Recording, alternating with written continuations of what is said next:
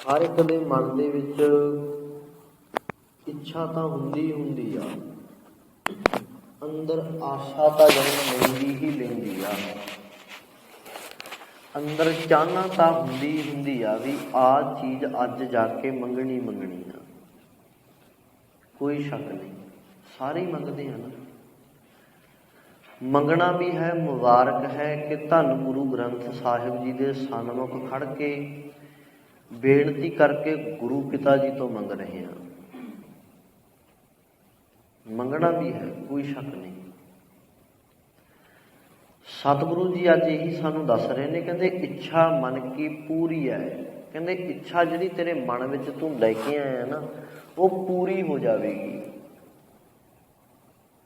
ਜਪੀ ਹੈ ਸੁਖ ਸਾਗਰ, ਪਰ ਕੱਲੀ ਇੱਛਾ ਲੈ ਕੇ ਨਾ ਆਈ ਪੁੱਤ, ਆਪਣੇ ਅੰਦਰ ਨਾਮ ਦਾ ਜਾਪ ਵੀ ਚੱਲਦਾ ਰੱਖੀ। ਸਾਸ ਗਰਾਸ ਤੈਨੂੰ ਧਿਆਉਣਾ ਪਵੇਗਾ। 8 ਪਹਿਰਾਂ ਦੇ ਵਿੱਚ ਤੈਨੂੰ ਆਪਣੀ ਸੁਰਤ ਪ੍ਰਮਾਤਮਾ ਦੇ ਵਿੱਚ ਜੋੜਨੀ ਪਵੇਗੀ। ਇਹ ਧਿਆਨ ਰੱਖੀ। ਦਰਸ਼ਨ ਪਿਆਸੀ ਦਿਨਸ ਰਾਤ, ਚਿਤ ਮੋ ਅਣਦਿਨ ਨੀਤ, ਫੋਲ ਕਪਟ ਗੁਰ ਮਿਲਿਆ। ਇੱਥੇ ਤਾਂ ਫੇਰ ਹੀ ਮਿੱਤਰ ਬਣਿਆ ਜਾਊ, ਨਾਨਕ ਹਰਿ ਸੰਗ ਮੀਤ। ਦਰਸ਼ਨ ਦੀ ਜਿਹੜੀ ਪਿਆਸ ਆ ਨਾ, ਅੰਦਰ ਹੀ ਪੈਦਾ ਕਰਨੀ ਪਵੇਗੀ।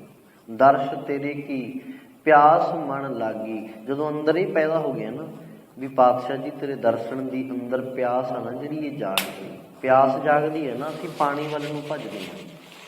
ਜਦੋਂ ਪਿਆਸ ਜਾਗਦੀ ਆ ਤੇ ਜਦੋਂ ਪਾਣੀ ਪੀ ਲੈਂਦੇ ਆ, ਫਿਰ ਕੋਲੇ ਪਾਣੀ ਦਾ ਖੂਹ ਹੋਵੇ, ਫਿਰ ਪਾਣੀ ਵੀ ਵੇਖਣ ਨੂੰ ਜੀ ਨਹੀਂ ਕਰਦਾ ਵੀ ਪੀ ਤਾਂ ਲਿਆ, ਹੁਣ ਕਿੰਨਾ ਕੁ ਪੀ ਜਾਈਏ। ਸਮੁੰਦਰ ਦੇ ਕਿਨਾਰੇ ਹੋਵੇ ਬੰਦਾ, ਸਮੁੰਦਰ ਦੇ ਕਿਨਾਰੇ ਪਿਆਸ ਲੱਗੀ ਹੋਵੇ, ਸਮੁੰਦਰ ਦਾ ਪਾਣੀ ਆ ਜਿਹੜਾ ਉਹ ਖਾਰਾ ਹੁੰਦਾ, ਉਹ ਪਿਆਸ ਨਹੀਂ ਬੁਝਾ ਸਕਦਾ। ਇਹ ਚੇਤਾ ਰੱਖਿਓ, ਨਾ ਪੀਤਾ ਜਾ ਸਕਦਾ, ਵੀ ਖਾਰਾ ਹੀ ਇੰਨਾ ਹੁੰਦਾ, ਉਹ ਪੀਤਾ ਨਹੀਂ ਜਾ ਸਕਦਾ ਪਾਣੀ। ਤੇ ਹੁਣ ਕੋਈ ਸਮੁੰਦਰ ਦੇ ਕਿਨਾਰੇ ਬੈਠਾ ਹੋਵੇ ਵੀ ਪਿਆਸਾ, ਤੇ ਪਾਣੀ ਉੱਥੋਂ ਪੀਣ ਦੀ ਕੋਸ਼ਿਸ਼ ਵੀ ਕਰੇਗਾ ਨਾ, ਤਾਂ ਵੀ ਨਹੀਂ ਪੀਵੇਗਾ। ਇਹ ਵੀ ਫਰਕ ਯਾਦ ਰੱਖਣਾ। ਜਿਹੜਾ ਇਹ ਸੁੱਖਾਂ ਦਾ ਸਾਗਰ ਹੈ, ਇਸ ਸਾਗਰ ਦੇ ਵਿੱਚ ਹਰ ਇੱਕ ਪਦਾਰਥ ਹੈ। ਇਹ ਸਾਗਰ ਦੇ ਵਿੱਚ, ਤੇ ਜਿਹੜੇ ਸਾਗਰ ਹੁੰਦੇ ਨੇ, ਸਾਗਰਾਂ ਦੇ ਪਾਣੀ ਖਾਰੇ ਨਹੀਂ ਹੁੰਦੇ। ਉੱਥੇ ਸਾਗਰਾਂ ਦੇ ਵਿੱਚ ਅਨੇਕਾਂ ਜੀਵ ਜੰਤੂ ਵੀ ਮਿਲ ਜਾਂਦੇ ਨੇ, ਤੇ ਅਨੇਕਾਂ ਬਸਿੰਦੇ ਵੀ ਮਿਲ ਜਾਂਦੇ ਨੇ ਸਾਗਰਾਂ ਦੇ ਕਿਨਾਰਿਆਂ ਤੇ। ਕਿਉਂ? ਵੀ ਉੱਥੇ ਪਾਣੀ ਦੀ ਜਿਹੜੀ ਮਹਾਨਤਾ, ਉਹਦਾ ਬਦਲਾਅ ਆ ਗਿਆ। ਉੱਥੇ ਪਾਣੀ ਖਾਰਾ ਨਹੀਂ। ਜਦੋਂ ਪਿਆਸ ਮਿਟ ਗਈ, ਫਿਰ ਚਾਹਨਾ ਖਤਮ ਹੋ ਜਾਂਦੀ ਆ।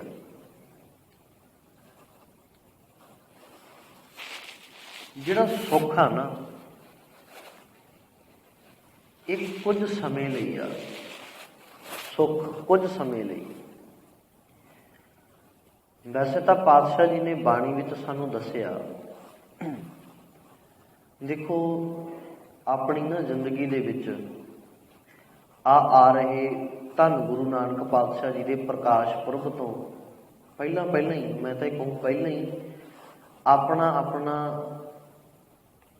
ਸਾਰਾ ਕੁਝ ਦੇਖੋ। ਆਪਣੀ ਜ਼ਿੰਦਗੀ ਅੱਜ ਕਿੰਨੀ ਬਤੀਤ ਹੋ ਗਈ, ਸਾਰਾ ਕੁਝ ਕਰਕੇ ਵੇਖ ਲਿਆ ਨਾ। ਘਰਦਿਆਂ ਨੇ ਜਿੱਧਰ ਕਿਹਾ ਸੀ ਉੱਧਰ ਜਾ ਕੇ ਵੇਖ ਲਿਆ, ਕਿਸੇ ਹੋਰ ਨੇ ਕਿੱਧਰ ਕਿਹਾ ਉੱਧਰ ਜਾ ਕੇ ਵੇਖ ਲਿਆ। ਅਸੀਂ ਗੁਰਦੁਆਰਾ ਸਾਹਿਬ ਦੇਗਾਂ ਵੀ ਕਰਵਾ ਲਈਆਂ, ਰੁਮਾਲੇ ਵੀ ਚੜਾ ਲਏ। ਅਸੀਂ ਆਪਣੇ ਜਿੰਨਾ ਸਾਡੇ ਮਨ ਦੀ ਮਰਜ਼ੀ ਸੀ, ਅਸੀਂ ਸਾਰਾ ਕੁਝ ਕਰ ਲਿਆ। ਗੁਰੂ ਦੀ ਮਰਜ਼ੀ ਮੁਤਾਬਕ ਇੱਕ ਕੰਮ ਕਰਕੇ ਵੇਖ ਲਓ। ਇੱਕ ਕੰਮ ਹੀ ਆ, ਗੁਰੂ ਦੀ ਮਰਜ਼ੀ ਮੁਤਾਬਕ ਇੱਕ ਕੰਮ ਕਰਕੇ ਵੇਖ ਲਓ। ਇੱਕ ਸਿਰਫ ਇੱਕ ਕੰਮ। ਆਪਣਾ ਨਾ ਸਹਿਜ ਪਾਠ ਆਰੰਭ ਕਰ ਲਓ ਘਰ ਦੇ ਵਿੱਚ, ਪੋਥੀਆਂ। ਹਰ ਇੱਕ ਘਰ ਦੇ ਵਿੱਚ ਪਹਿਲਾ ਭਾਗ ਪੋਥੀ ਲੈ ਕੇ ਬਹਿ ਕੇ ਪਾਠ ਕਰੋ।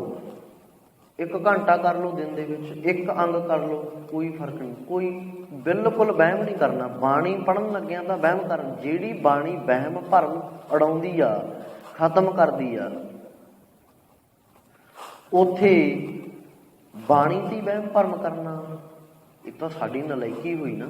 ਨਾ ਨਾ, ਵਹਿਮ ਭਰਮ ਨਾ ਕਰੋ। ਤੁਸੀਂ ਆਪ ਚਾਹੇ 1 ਪੰਨਾ ਪੜ੍ਹੋ, 2 ਪੜ੍ਹੋ, 4 ਪੜ੍ਹੋ, 1 ਸ਼ਬਦ ਪੜ੍ਹੋ, 2 ਸ਼ਬਦ ਪੜ੍ਹੋ, ਪੜ੍ਹੋ ਜ਼ਰੂਰ। ਸਹਿਜ ਪਾਠ ਅੱਜ ਆਰੰਭ ਕਰ ਲਓ ਤੇ ਆਉਂਦੇ ਸਾਲ ਤੱਕ, ਧੰਨ ਗੁਰੂ ਨਾਨਕ ਪਾਤਸ਼ਾਹ ਜੀ ਦੇ ਪ੍ਰਕਾਸ਼ ਪੁਰਬ ਤੱਕ, ਉਦੋਂ ਸਹਿਜ ਪਾਠ ਦੀ ਸੰਪੂਰਨਤਾ ਕਰਕੇ ਅਰਦਾਸ ਬੇਨਤੀ ਕਰਵਾ ਲਿਓ। ਫਿਰ ਮੰਗਿਓ, ਫਿਰ ਮੰਗਿਓ, ਜੋ ਸੁਖ ਪਾਉ ਚਾਹੇ ਸਦਾ। ਫਿਰ ਮੰਗਿਓ, ਫਿਰ ਤੁਹਾਨੂੰ ਪਤਾ ਲੱਗ ਜਾਊ ਵੀ ਅਸੀਂ ਸੁੱਖਾਂ ਕਰਕੇ ਹਰ ਥਾਂ ਭੱਜੇ ਫਿਰਦੇ ਹਾਂ, ਕੁਝ ਨਹੀਂ ਛੱਡਦੇ, ਦੁੱਖ ਸਾਡੇ ਕੱਟੇ ਨਹੀਂ ਜਾਂਦੇ, ਸੁੱਖ ਆਉਂਦਾ ਕੋਈ ਨਹੀਂ। ਫਿਰ ਪਾਤਸ਼ਾਹ ਜੀ ਨੇ ਇਹੀ ਸਾਨੂੰ ਵਾਰ-ਵਾਰ ਸਮਝਾਇਆ ਵੀ ਜੇ ਸੁੱਖ ਨੂੰ ਚਾਹਣਾ, 9ਵੇਂ ਪਾਤਸ਼ਾਹ ਜੀ ਕਹਿੰਦੇ ਜੇ ਸੁੱਖ ਨੂੰ ਚਾਹਣਾ ਸ਼ਰਨ ਰਾਮ ਕੀ ਲੇ। ਕਹਿੰਦੇ ਰਾਮ ਅਕਾਲ ਪੁਰਖ ਪਰਮਾਤਮਾ ਵਾਹਿਗੁਰੂ ਜੀ ਦੀ ਸ਼ਰਨ ਵਿੱਚ ਆ ਜਾ, ਸ਼ਰਨ ਵਿੱਚ ਆ ਜਾ। ਸਿੱਖਾ ਤੂੰ ਤਾਂ ਭੁੱਲ ਗਿਆ, ਗੁਰੂ ਪਾਤਸ਼ਾਹ ਜੀ ਨੇ ਤੇਰੇ ਦੁੱਖ ਤਾਂ ਆਪਣੇ ਤੇ ਲਏ, ਆਪਣੇ ਤੇ। ਪਹਿਲਾਂ ਤੇਰੇ ਤੇ ਆਂਚ ਆਉਣ ਤੋਂ ਪਹਿਲਾਂ, ਤੇਰੇ ਤੇ ਹੱਥ ਉੱਠਣ ਤੋਂ ਪਹਿਲਾਂ ਗੁਰੂ ਪਾਤਸ਼ਾਹ ਜੀ ਨੇ ਆਪਣੇ ਪਰਿਵਾਰ ਦਾ ਬਲੀਦਾਨ ਦਿੱਤਾ। ਫਿਰ ਸਰਦਾਰ ਤੈਨੂੰ ਬਣਾਇਆ। ਸਰਦਾਰੀ ਆਪਣੇ ਸਿਰ ਤੇ ਨਹੀਂ ਰੱਖੀ, ਤੈਨੂੰ ਦਿੱਤੀ ਆ। ਸਰੀਰ ਕਰਕੇ ਪਾਤਸ਼ਾਹ ਜੀ ਅੱਜ ਬੇਸ਼ੱਕ ਸਾਡੇ ਵਿੱਚ ਨਹੀਂ, ਪਰ ਆਤਮਾ ਤੌਰ ਤੇ ਗ੍ਰੰਥ ਰੂਪ ਦੇ ਵਿੱਚ ਸਮਾਏ ਸਾਡੇ ਵਿੱਚ ਨੇ, ਕਿਉਂਕਿ 10 ਪਾਤਸ਼ਾਹੀਆਂ ਦੀ ਜੋਤ ਧੰਨ ਗੁਰੂ ਗ੍ਰੰਥ ਸਾਹਿਬ ਜੀ ਮਹਾਰਾਜ ਤੇ ਧੰਨ ਗੁਰੂ ਗ੍ਰੰਥ ਮਹਾਰਾਜ ਜੀ ਆਤਮਾ ਰੂਪ ਦੇ ਵਿੱਚ ਗ੍ਰੰਥ ਦੇ ਵਿੱਚ ਸੁਭਾਏਮਾਨ ਨੇ। ਜੋ ਪ੍ਰਭ ਕੋ ਮਿਲ ਵੋ ਚਾਹੈ। ਜੇ ਕੋਈ ਮਿਲਣਾ ਚਾਹੁੰਦਾ ਰੱਬ ਨੂੰ, ਸਤਿਗੁਰੂ ਜੀ ਕਹਿੰਦੇ ਖੋਜ ਸ਼ਬਦ ਮਹਿਲੇ, ਰੋਜ਼ ਪੜ੍ਹਦੇ ਆਪਾਂ, ਰੋਜ਼ ਦੋਹਰੇ ਦੇ ਵਿੱਚ, ਆਗਿਆ ਭਈਆ ਕਾਲ ਕੀ ਤਵੇ ਚਲਾਇਓ ਪੰਥ, ਸਭ ਸਿੱਖਣ ਕੋ ਹੁਕਮ ਹੈ। ਗੁਰੂ ਮਾਨਿਓ ਗ੍ਰੰਥ, ਗੁਰੂ ਗ੍ਰੰਥ ਜੀ ਮਾਨਿਓ ਪ੍ਰਗਟ ਗੁਰਾਂ ਕੀ ਦੇ, ਜੋ ਪ੍ਰਭ ਕੋ ਮਿਲ ਵੋਚ ਹੈ। ਜੇ ਕੋਈ ਪਰਮਾਤਮਾ ਨੂੰ ਮਿਲਣਾ ਚਾਹੁੰਦਾ ਹੈ, ਕੰਡੀਸ਼ਨ ਲਾਈ ਆ, ਮਿਲਣਾ ਚਾਹਣਾ, ਕੰਮ ਕਰਨਾ ਪਊ। ਇੱਕ ਤੈਨੂੰ ਸ਼ਬਦ ਦੀ ਖੋਜ ਕਰਨੀ ਪਵੇਗੀ, ਤੈਨੂੰ ਆਪ ਬਾਣੀ ਪੜ੍ਹਨੀ ਪਵੇਗੀ, ਤੈਨੂੰ ਆਪ ਆਪਣੇ ਘਰ ਦੇ ਵਿੱਚ ਨਿਤਨੇਮ ਕਰਨਾ ਪਵੇਗਾ, ਤੈਨੂੰ ਆਪ ਸਹਿਜ ਪਾਠ ਕਰਨਾ ਪਵੇਗਾ, ਤੈਨੂੰ ਆਪ ਬਹਿ ਕੇ ਚੌਂਕੜਾ ਲਾ ਕੇ ਬੰਦਗੀ ਕਰਨੀ ਪਵੇਗੀ। ਜੇ ਤੂੰ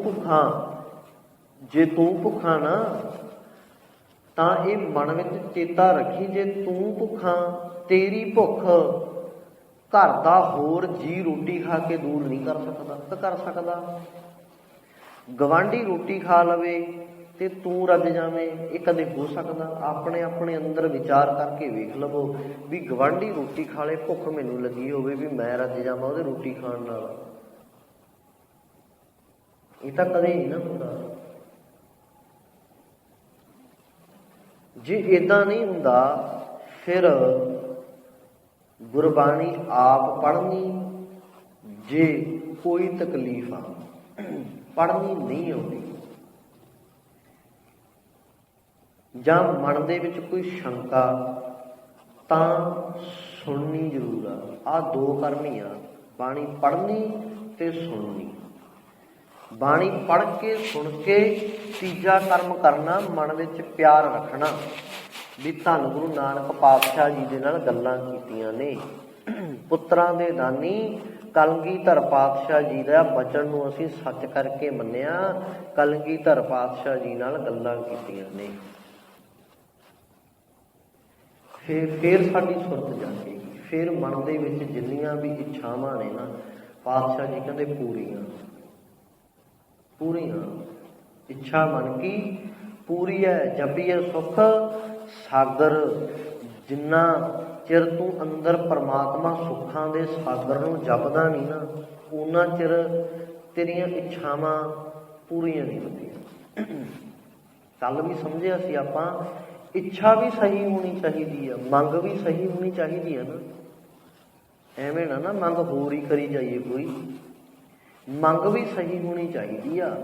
ਜਿਵੇਂ ਕੱਲ ਆਪਾਂ ਬੱਚੇ ਦੀ ਉਦਾਹਰਨ ਲਈ ਸੀ ਵੀ ਬੱਚਾ ਅੱਗ ਵੱਲ ਨੂੰ ਭੱਜਿਆ ਆਉਂਦਾ ਪਰ ਮਾਂ ਉਹਨੂੰ ਰੋਕ ਲੈਂਦੀ ਆ। ਬੱਚਾ ਜਿੱਦ ਕਰਦਾ, ਅੱਗ ਕੰਨੀ ਨੂੰ ਹੱਥ ਕਰਦਾ ਵੀ ਮੈਨੂੰ ਅੱਗ ਫੜਾ ਦੇ ਨਾ, ਮਾਂ ਰੋਟੀ ਦਾ ਟੁੱਕ ਫੜਾ ਦਿੰਦੀ ਆ, ਪੁੱਤ ਅੱਗ ਤੇਰੇ ਖੇਡਣ ਵਾਲੀ ਚੀਜ਼ ਨਹੀਂ।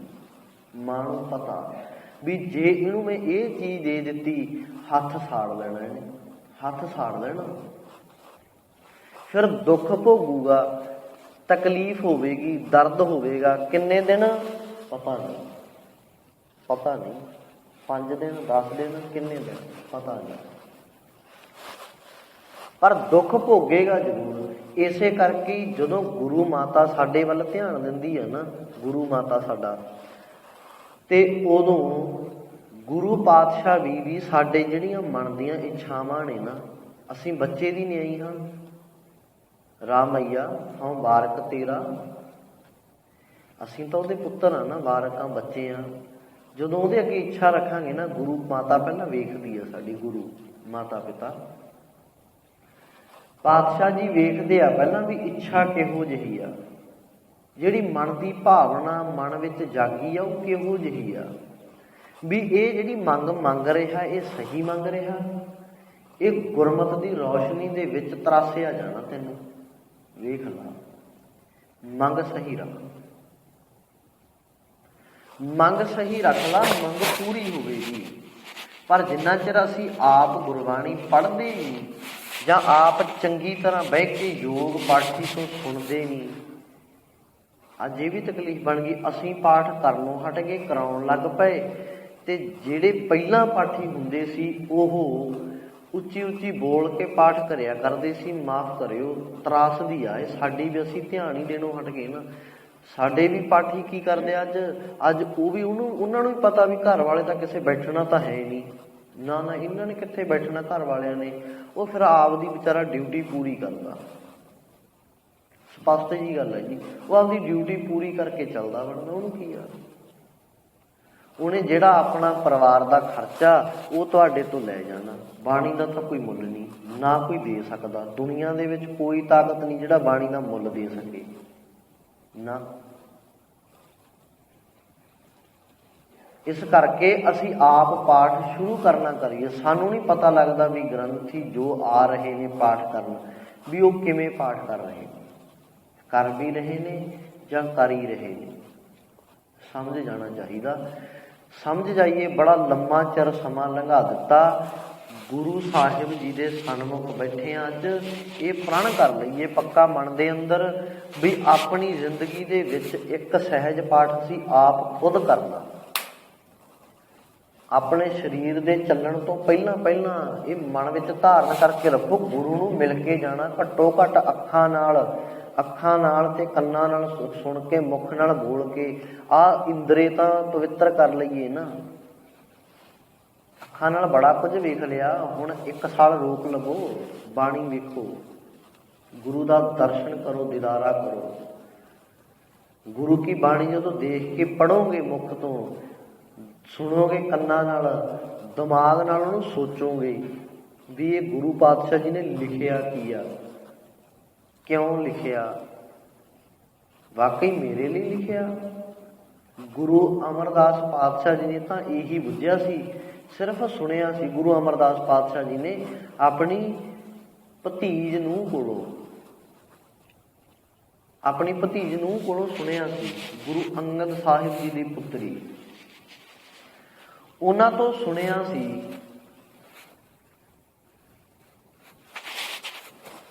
ਵੀ ਜਿਹੜਾ ਸਰੀਰ ਆ ਨਾ ਇਹ ਤਪ ਰਿਹਾ, ਇੱਥੇ 5 ਵਿਕਾਰ ਜਿਹੜੇ ਨੇ ਇਹ ਵਾਰ-ਵਾਰ ਤਪਾ ਰਹੇ ਨੇ ਸਰੀਰ ਨੂੰ। ਸੁਣਿਆ ਸੀ ਗੁਰੂ ਅੰਗਦ ਪਾਤਸ਼ਾਹ ਜੀ ਨੇ, ਬਾਣੀ ਪੜ੍ਹਦੇ ਹਨ।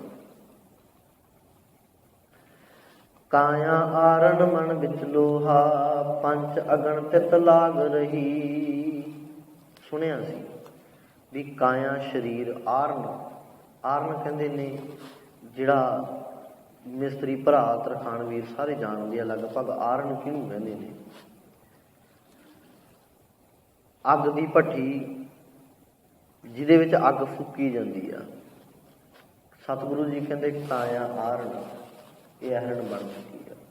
ਮਨ ਵਿੱਚ ਲੋਹਾ, ਮਨ ਹੈ ਜਿਹੜਾ ਇਸ ਸਰੀਰ ਰੂਪੀ ਭੱਠੀ ਦੇ ਵਿੱਚ ਲੋਹਾ ਪਿਆ ਹੈ। ਮਨ ਲੋਹੇ ਦੀ ਤਰ੍ਹਾਂ ਹੈ, ਇਹ ਵਿੱਚ ਪਿਆ ਹੈ। ਫਿਰ ਕੀ ਲੱਗ ਰਿਹਾ ਇਹਨੂੰ? ਪੰਜ ਅਗਨ ਤੇ ਤਲਾਗ ਰਹੀ।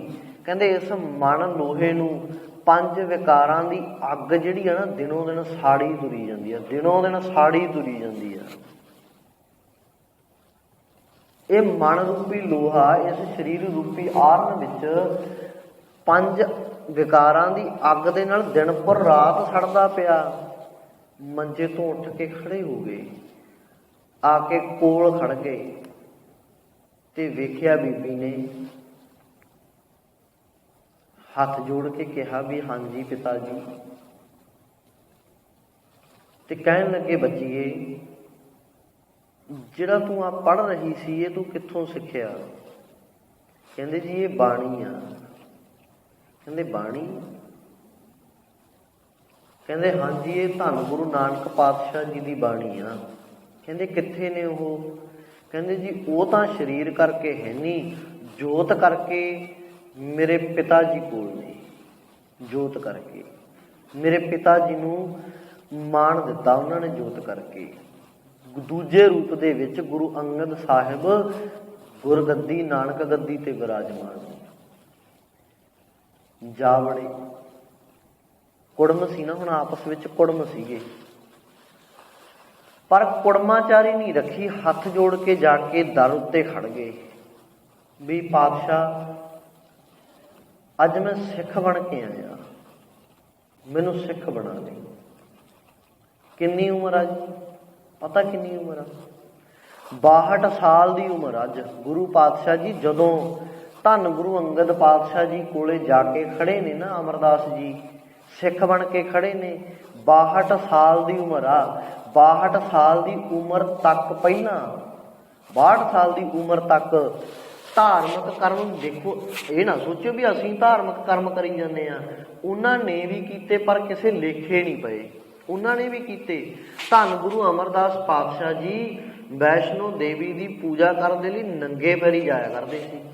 ਜਾਇਆ ਕਰਦੇ ਸੀ ਪਰ ਮਿਲਿਆ ਕੁਛ ਨਹੀਂ। ਨਾ ਨਾ, ਭਗਤ ਨਾਮਦੇਵ ਜੀ ਨੇ ਦੱਸਿਆ ਨਾ, ਤੂੰ ਕਹੀਅਤ ਹੀ ਆਦ ਭਵਾਨੀ ਮੁਕਤ ਕੀ ਵਰੀਆ ਕਹਾਂ ਛਪਾਨੀ। ਤੂੰ ਆਦ ਕਾਲ ਤੋਂ ਮੰਨੀ ਜਾ ਰਹੀ ਹੈ, ਆਦ ਭਵਾਨੀ ਕਹੀ ਜਾਂਦੀ ਹੈ ਦੇਵੀ। ਜਦੋਂ ਮੁਕਤ ਦੀ ਵਾਰੀ ਆਈ, ਤੇਰੇ ਭਗਤਾਂ ਉੱਤੇ ਸੰਕਟ ਆਇਆ, ਤੂੰ ਮੁਕਤੀ ਕਰਨੀ ਸੀ, ਉਦੋਂ ਤੂੰ ਕਿੱਥੇ ਜਾ ਕੇ ਛੁਪ ਗਈ। ਬਾਣੀ ਵਿੱਚ ਦਰਜ ਆ ਜੀ, ਭਗਤ ਨਾਮਦੇਵ ਜੀ ਨੇ ਲਿਖਿਆ, ਤੂੰ ਕਹੀਅਤ ਹੀ ਆਦ ਭਵਾਨੀ ਮੁਕਤ ਕੀ ਵਰੀਆ ਕਹਾਂ ਛੁਪਾਨੀ। ਭਗਤ ਜੀ ਕਹਿੰਦੇ ਕਿੱਥੇ ਛੁਪ ਗਈ ਜਾ ਕੇ? ਹੁਣ ਮੁਕਤੀ ਕਰਨ ਦੀ ਵਾਰੀ ਸੀ, ਹੁਣ ਆਈ, ਕਿੱਥੇ ਛੁਪ ਗਈ? ਹੋਵੇ ਤਾਂ ਆਵੇ। ਧੰਨ ਗੁਰੂ ਅਮਰਦਾਸ ਪਾਤਸ਼ਾਹ ਜੀ ਹੱਥ ਜੋੜ ਕੇ ਖੜ ਗਏ, ਪਾਤਸ਼ਾਹ ਬੜਾ ਭਟਕੇ ਆ, ਬੜਾ ਭਟਕੇ ਆ, ਨਹੀਂ ਕੁਝ ਮਿਲਿਆ, ਨਹੀਂ ਕੁਝ ਮਿਲਿਆ। ਹੱਡ ਬੁੱਢੇ ਹੋਣ ਲੱਗ ਪਏ, ਹਾਲੇ ਤੱਕ ਵੀ ਕੁਝ ਨਹੀਂ ਮਿਲਿਆ। ਇੱਕ ਕਿਰਨ ਜਾਗੀ ਆ ਪਾਤਸ਼ਾਹ ਤੇਰੀ ਬਾਣੀ ਦੀ ਇੱਕ ਪੰਗਤੀ ਸੁਣ ਕੇ, ਤੇ ਮੈਨੂੰ ਇਹ ਪੱਕਾ ਆਸ ਆ, ਯਕੀਨ ਆ ਵੀ ਮੈਂ ਇੱਥੇ ਜੋਤੀ ਜੋਤ ਰਲੀ ਸੰਪੂਰਨ ਥੀਆ ਰਾਮ। ਕਹਿੰਦੇ ਮੈਂ ਉਸ ਅਕਾਲ ਪੁਰਖ ਪਰਮਾਤਮਾ ਦੇ ਵਿੱਚ ਅਭੇਦ ਹੋ ਜਾਵਾਂਗਾ। ਆਸ ਪੱਕੀ ਬਣ ਗਈ ਪਾਤਸ਼ਾਹ। ਆਸ ਰੱਖਣੀ ਆ।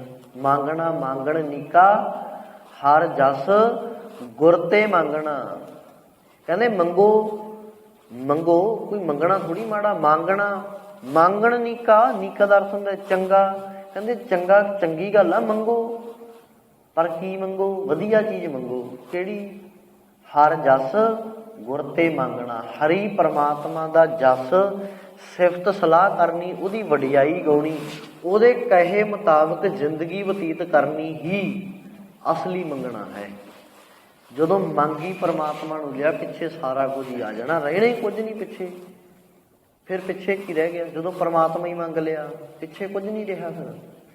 ਫਿਰ ਜਿੰਨਾ ਕੁਝ ਪਰਮਾਤਮਾ ਦਾ ਉਹ ਸਾਰਾ ਕੁਝ ਹੀ ਆ, ਸਾਰਾ ਕੁਝ ਹੀ ਆ। ਅਸੀਂ ਲੜ ਤਾਂ ਲੱਗੀਏ, ਜਦੋਂ ਲੜਕੀ ਪਤੀ ਦੇ ਘਰ ਵਿਆਹ ਕੇ ਜਾਂਦੀ ਹੈ ਨਾ, ਪਤਨੀ ਦੇ ਰੂਪ ਵਿੱਚ, ਫਿਰ ਜਿਹੜਾ ਕੁਝ ਪਤੀ ਦਾ ਹੁੰਦਾ ਉਹ ਪਤਨੀ ਦਾ ਹੋ ਜਾਂਦਾ, ਜਿਹੜਾ ਕੁਝ ਪਤੀ ਦਾ ਹੁੰਦਾ ਉਹ ਸਾਰਾ ਕੁਝ ਹੀ ਪਤਨੀ ਦਾ ਹੋ ਜਾਂਦਾ।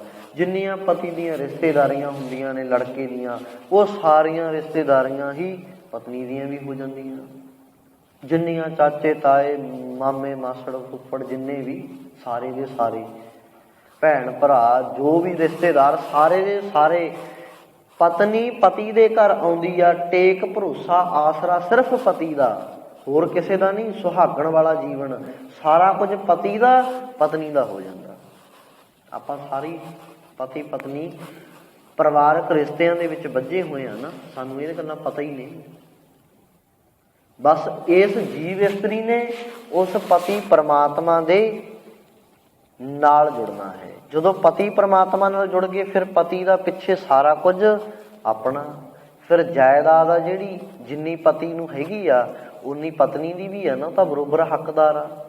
ਜਿੰਨਾ ਘਰ ਦੇ ਵਿੱਚ ਕੋਈ ਕੰਮਕਾਰ ਆ ਜਾਂ ਕੁਛ ਹੋਰ ਹੈ, ਕੀਮਤੀ ਪਦਾਰਥ ਹੈ, ਉਹ ਸਾਰਾ ਕੁਝ ਬਰੋਬਰ ਹੱਕਦਾਰ ਆ। ਜਦੋਂ ਪਤੀ ਦੇ ਲਾੜੀ ਲੱਗ ਗਈ, ਫਿਰ ਪਿੱਛੇ ਕੀ ਰਹਿ ਗਿਆ? ਸਾਰਾ ਕੁਝ ਹੀ ਆ ਜਾਂਦਾ। ਪਰ ਸਾਨੂੰ ਪਤੀ ਦੇ ਲੜ ਲੱਗਣਾ ਪਵੇਗਾ, ਸਾਨੂੰ ਮੰਨਣਾ ਪਵੇਗਾ। ਵਰ ਲੋੜੀਂਦਾ ਪਾਇਆ, ਵਰ ਲੋੜੀਂਦਾ ਆਇਆ, ਵੱਜੀ ਵਧਾਈ, ਵਧਾਈ ਹੋਈ ਕਹਿੰਦੇ। ਕਿਉਂ? ਜਿਹੜਾ ਵਰ ਚਾਹੀਦਾ ਸੀ ਜੀਵ ਇਸਤਰੀ ਨੂੰ, ਪਤੀ ਪਰਮਾਤਮਾ, ਉਹ ਮਿਲ ਗਿਆ। ਨਹੀਂ ਬਹੁਤੀਆਂ ਜੀਵ ਇਸਤਰੀਆਂ ਅੱਜ ਬਹੁਤੇ ਸਰੀਰ ਦੁਹਾਗਣ ਵਾਲਾ ਕਰਮ ਕਮਾ ਰਹੇ ਨੇ। ਖਸਮ ਛੋੜ ਦੂਜੇ ਲੱਗੇ, ਡੁੱਬੇ ਸੇ ਵਣਜਾਰਿਆ। ਪਾਤਸ਼ਾਹ ਜੀ ਕਹਿੰਦੇ ਖਸਮ ਨੂੰ ਛੱਡ ਕੇ, ਖਸਮ ਛੋੜ ਦੂਜੇ ਲੱਗੇ, ਖਸਮ ਨੂੰ ਛੱਡ ਕੇ ਕਿਸੇ ਦੂਜੇ ਦੇ ਪਿਆਰ ਵਿੱਚ ਲੱਗ ਜਾਣਾ। ਡੁੱਬੇ ਸੇ ਵਣਜਾਰਿਆ, ਸੇ ਦਾ ਅਰਥ ਹੈ ਉਹ, ਡੁੱਬੇ ਦਾ ਅਰਥ ਡੁੱਬਦੇ ਨੇ। ਕਹਿੰਦੇ ਭਲਿਆ ਵਣਜਾਰਿਆ ਮਿੱਤਰਾ, ਉਹ ਪਿਆਰਿਆ, ਉਹ ਡੁੱਬ ਜਾਂਦੇ ਨੇ ਜਿਹੜੇ ਇੱਕ ਨੂੰ ਛੱਡ ਕੇ ਦੂਜੇ ਦੇ ਪਿੱਛੇ ਲੱਗ ਗਏ, ਡੁੱਬ ਜਾਂਦੇ ਨੇ। ਇਸ ਕਰਕੇ ਆਪਣੇ ਅੰਦਰ ਉਸ ਪਰਮਾਤਮਾ ਦਾ ਪਿਆਰ ਪੈਦਾ ਕਰੀਏ, ਪਤੀ ਪਰਮੇਸ਼ਰ ਨੂੰ ਆਪਣੇ ਮਨ ਕਰਕੇ ਮੰਨ ਲਈਏ। ਸਤਿਗੁਰੂ ਜੀ ਕਹਿੰਦੇ ਹਰ ਕੇ ਚਰਨ ਆਰਾਧੀਏ। ਕਹਿੰਦੇ ਪਰਮਾਤਮਾ ਦੇ ਚਰਨ, ਚਰਨ ਪਰਮਾਤਮਾ ਦੇ ਕਿਹਨੇ? ਅੱਗੇ ਦੱਸ ਦਿੱਤਾ, ਗੁਰ ਸ਼ਬਦ ਰਤਨਾਕਰ। ਪਰਮਾਤਮਾ ਜੀ ਵੱਲੋਂ ਆਈ ਹੋਈ ਧੁਰ ਕੀ ਬਾਣੀ ਹੀ ਪਰਮਾਤਮਾ ਜੀ ਦੇ ਚਰਨ ਨੇ। ਹਰ ਕੇ ਚਰਨ ਆਰਾਧੀਏ, ਹਰੀ ਪਰਮਾਤਮਾ ਦੇ ਚਰਨਾਂ ਨੂੰ ਆਰਾਧਨਾ ਹੀ ਕੀ ਹੈ? ਗੁਰ ਸ਼ਬਦ ਰਤਨਾਗਰ। ਰਤਨ ਆਗਰ ਦਾ ਅਰਥ ਹੈ ਸਾਗਰ ਭਰਿਆ ਹੋਇਆ ਰਤਨਾਂ ਦਾ ਪਰਮਾਤਮਾ ਦੇ ਚਰਨ। ਪਰਮਾਤਮਾ ਏਡਾ ਵੱਡਾ ਸਾਗਰ ਹੈ ਜਿਸ ਵਿੱਚ ਸਾਰਾ ਕੁਝ ਹੈ। ਤੂੰ ਦਰਿਆਓ ਸਭ ਤੁਝ ਹੀ ਮਾਹੇ, ਤੁਝ ਬਿਨ ਦੂਜਾ ਕੋਈ ਨਾ ਹੈ। ਪਾਤਸ਼ਾਹ ਜੀ ਤੂੰ ਇੱਕ ਦਰਿਆ ਹੈ, ਸਾਗਰ ਹੈ। ਤੇਰੇ ਸਾਗਰ ਵਿੱਚ, ਤੇਰੇ ਵਿੱਚ ਸਾਰਾ ਕੁਝ ਹੈ। ਜਿੰਨਾ ਕੁਝ ਵੀ ਹੈ ਉਹ ਸਾਰਾ ਕੁਝ ਤੇਰੇ ਵਿੱਚ ਹੈ। ਤੇਰੇ ਤੋਂ ਬਿਨਾਂ ਦੂਜਾ ਕੋਈ ਨਹੀਂ ਵੀ ਜਿਹਦੇ ਕੋਲੇ ਸਾਰਾ ਕੁਝ ਹੋਵੇ, ਨਾ ਨਾ। ਤੇ ਜੇ ਕੋਈ ਸਿੱਖ ਉਹਦੇ ਵਰਗਾ ਬਣ ਜਾਵੇ, ਉਹਨੂੰ ਮਾਣ ਨਹੀਂ ਹੁੰਦਾ ਨਾ, ਉਹ ਤਾਂ ਹਿੱਸੇਦਾਰ ਬਣ ਗਿਆ ਨਾ ਉਹਦਾ ਬਰੋਬਰ ਦਾ। ਖਜ਼ਾਨਾ, ਖਜ਼ਾਨਾ ਦਾ ਨਾ, ਇਹ ਤਾਂ ਖਜ਼ਾਨਾ ਹੈ ਲਿਆ ਰਲਾਏ। ਪਾਤਸ਼ਾਹ ਜੀ ਕਹਿੰਦੇ ਜਿਹੜਾ ਇਸ ਖਜ਼ਾਨੇ ਨਾਲ ਜੁੜ ਗਿਆ, ਪਾਤਸ਼ਾਹ ਸਾਗਰ ਨਾਲ ਜੁੜ ਗਿਆ ਨਾ, ਫਿਰ ਇਸ ਖਜ਼ਾਨੇ ਵਿੱਚ ਉਹਨੂੰ ਰਲਾ ਲਿਆ ਜਾਂਦਾ, ਰਲਾ ਲਿਆ ਜਾਂਦਾ ਉਹਨੂੰ ਆਪਣੇ ਨਾਲ। ਗੁਰੂ ਪਾਤਸ਼ਾਹ ਜੀ ਏਡੀ ਕਿਰਪਾ ਕਰਦੇ ਆ। ਫਿਰ ਖਜ਼ਾਨਾ ਜਿਹੜਾ ਖਜ਼ਾਨੇ ਨਾਲ ਰਲ ਜਾਂਦਾ ਨਾ, ਉਹ ਫਿਰ ਕੀ ਕਰਦੇ ਆ? ਖਾਵੋ ਖਰਚੋ ਰਲ ਮਿਲ ਭਾਈ, ਤੋਟ ਨਾ ਆਵੇ ਵੱਧ ਦੋ ਜਾਈ। ਇਹ ਰਤਨ ਪਦਾਰਥ ਨੇ। ਜਾ ਕਾ ਕਛੂ ਨਾ ਮੋਲ, ਜਿਹਦਾ ਕੋਈ ਮੋਲ ਨਹੀਂ, ਕੋਈ ਮੁੱਲ ਦੇ ਹੀ ਨਹੀਂ ਸਕਦਾ। ਇਹ ਏਡਾ ਵੱਡਾ ਖਜ਼ਾਨਾ। ਅੱਗੇ ਪਾਤਸ਼ਾਹ ਜੀ ਕਹਿੰਦੇ ਮਿਲ ਸਾਧੂ ਸੰਗ ਉਧਾਰ ਹੋਏ। ਹੁਣ ਮਨੁੱਖ ਜ਼ਿੰਦਗੀ ਵਿੱਚ ਇਹ ਵੀ ਚਾਹੁੰਦਾ ਵੀ ਮੇਰੀ ਮੁਕਤੀ ਹੋਵੇ।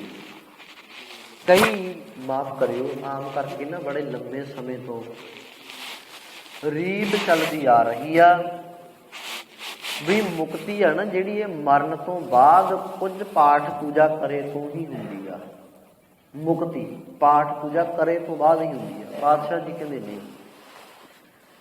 ਨਾ, ਪਾਤਸ਼ਾਹ ਜੀ ਕਹਿੰਦੇ ਜਿਹੜੀ ਮੁਕਤੀ ਹੈ ਨਾ ਇਹ ਮਰਨ ਤੋਂ ਬਾਅਦ ਨਹੀਂ ਨਾ। ਨਾ ਪਾਤਸ਼ਾਹ ਜੀ ਨੇ ਸਵਾਲ ਖੜਾ ਕਰ ਦਿੱਤਾ, ਕਹਿੰਦੇ ਮਰਨ ਮੁਕਤ ਕਿਨ ਪਾਈ? ਕਹਿੰਦੇ ਕਿਹਨੇ ਪਾਈ ਆ ਮਰ ਕੇ ਮੁਕਤੀ? ਕਿਸੇ ਨੇ ਨਹੀਂ ਪਾਈ। ਕਿਸੇ ਨੇ ਆ ਕੇ ਦੱਸਿਆ ਨਹੀਂ ਵੀ ਕੋਈ ਮੁਕਤ ਹੋਇਆ ਕਿ ਨਹੀਂ? ਹਾਂ। ਦੂਜੀ ਗੱਲ, ਗੁਰੂ ਪਾਤਸ਼ਾਹ ਜੀ ਕਹਿੰਦੇ ਜਿਹੜੇ ਸੱਚੇ ਗਿਆਨ ਨਾਲ ਜੁੜ ਗਏ, ਰੱਬ ਨਾਲ ਜੁੜ ਗਏ, ਰੱਬ ਦੀ ਭਗਤੀ ਵਿੱਚ ਲੱਗ ਗਏ, ਪ੍ਰੇਮਾ ਭਗਤੀ ਨਾਲ ਰੱਬ ਨੂੰ ਵਸ ਵਿੱਚ ਕਰ ਲਿਆ, ਰੱਬ ਭਾਵ ਕਿ ਪਰਮਾਤਮਾ ਦਾ ਅਟੱਲ ਨਿਯਮ ਸਿਧਾਂਤ ਮਨ ਕਰਕੇ ਮੰਨਣ ਲੱਗ ਪਏ, ਜੀਵਨ ਗੁਰਬਾਣੀ ਵਰਗਾ ਹੋ ਗਿਆ। ਕਹਿੰਦੇ ਇਹ ਉਹ ਜਿਉਂਦੇ ਜੀ ਮੁਕਤ ਨੇ। ਕੀ ਕਿਹਾ? ਮੰਨੇ ਕੀ ਗਤ ਕਹੀ ਨਾ ਜਾਏ। ਮੰਨਣ ਵਾਲੇ ਦੀ ਅਵਸਥਾ ਨੂੰ ਬਿਆਨ ਨਹੀਂ ਕੀਤਾ ਜਾ ਸਕਦਾ। ਮੰਨਣ ਵਾਲੇ ਦੀ ਅਵਸਥਾ ਹੀ ਇੰਨੀ ਵੱਡੀ ਹੈ। ਜੀਵਨ ਮੁਕਤ ਉਹੀ ਕਿਹਾ ਜਾ ਸਕਦਾ ਹੈ ਜਿਹਦੇ ਅੰਦਰ ਪ੍ਰਮਾਤਮਾ ਦੀ ਭਗਤੀ ਹੈ, ਹੋਰ ਕੋਈ ਨਹੀਂ। ਜੀਵਨ ਮੁਕਤ ਉਸ ਨੂੰ ਕਿਹਾ ਜਾ ਸਕਦਾ ਜਿਹਦੇ ਹਿਰਦੇ ਵਿੱਚ ਭਗਵੰਤ ਅਕਾਲ ਪੁਰਖ ਪ੍ਰਮਾਤਮਾ ਵਸ ਚੁੱਕਿਆ ਹੈ। ਦੂਸਰਾ